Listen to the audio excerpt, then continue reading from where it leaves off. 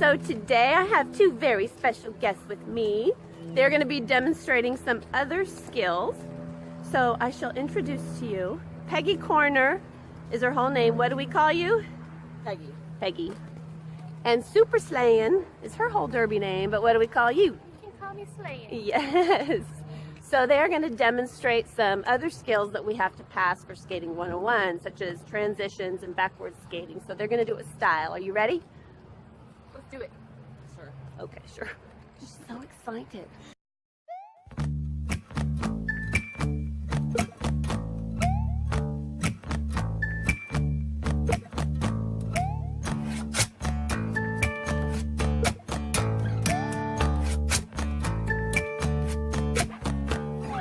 Squad up, press start, real life game mode played on hard. I'm stuck on another level, no lie, one life, but we remember those stories we played back when the worries were small and unconcerning.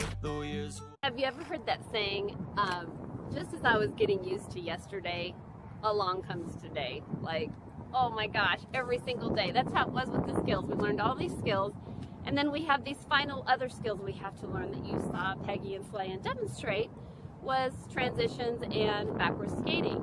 And those we had to do to be able to pass Skills 101 too. And so we learned that it provided different perspective. Later on as we began to play, that yes, it helps maneuver and get around, but once we started to learn strategy and the game, being able to transition and to skate backwards changed our perspective of the game. And so I want to talk again on freedom. Yesterday we talked about freedom in Galatians 5:1.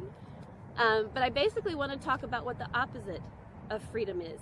And I want you to take a little bit of a different perspective. And it might feel like, great, got used to yesterday's skills and here comes today. But we're doing it. So right before the fruits of the Spirit, which is what comes from Christ, living with Christ in us, is just fleshly living, so living in our own nature and what we're always battling against. And there, the verse right before it, which is Galatians 5, verse 19, is the acts of the sinful nature are obvious. And there's a long list: sexual immorality, impurity, debauchery, idolatry, witchcraft, hatred, discord, jealousy, fits of rage, selfish ambition, dissensions, factions, envy, drunkenness, orgies, and the like. It's a long list. Let's take jealousy, fits of rage, selfish ambition. I talked yesterday that if you focus on the things not to do, you got your focus wrong. If you focus on the fruit of the Spirit, that is the perspective you want. And again, that's where you're going to find freedom, by changing your perspective. So when it talks about hatred or selfish ambition, instead, hatred, we've talked about the skill of love. You just focus on that skill and work on that skill. Change your perspective and live in freedom to the skill that you just need to be working on, rather than just not doing or not being hateful. Just focus on putting love more into your life.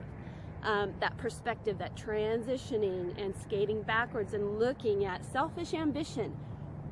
Selfish ambition is everywhere. You can walk into a Target and everything is about what I want and what I need and what I'm convinced I need to have, and my career and my life and my family and what I want, and everybody wants their opinion, and everything is just me, me, me, me. We live in a society like that.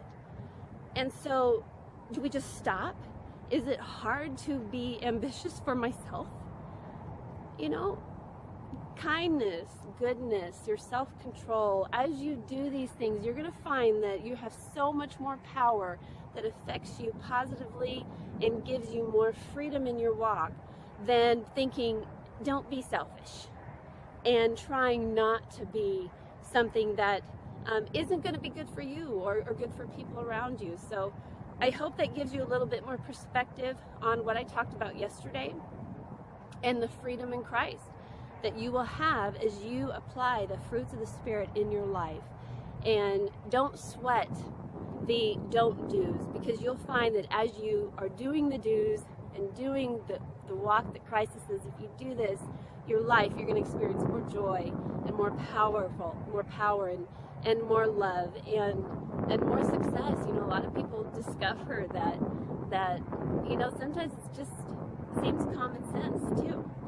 And whether it feels like common sense or not, you know, me and all other skaters included, we showed up to practice, so all of us different moods, pissy mood, horrible things that we just dealt with at home, good mood, excited, ready to work out, and we skated.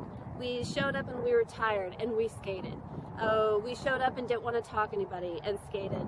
I'm going through menopause, and I absolutely hate it, and I have moments where I can't stop crying, and I skated while I cried. I have watched other skaters cry and skate, but they skated. And if you're really going to continue to move forward in your walk in Christ, and same as a skater, you gotta skate and keep skating and keep doing those skills and keep skating.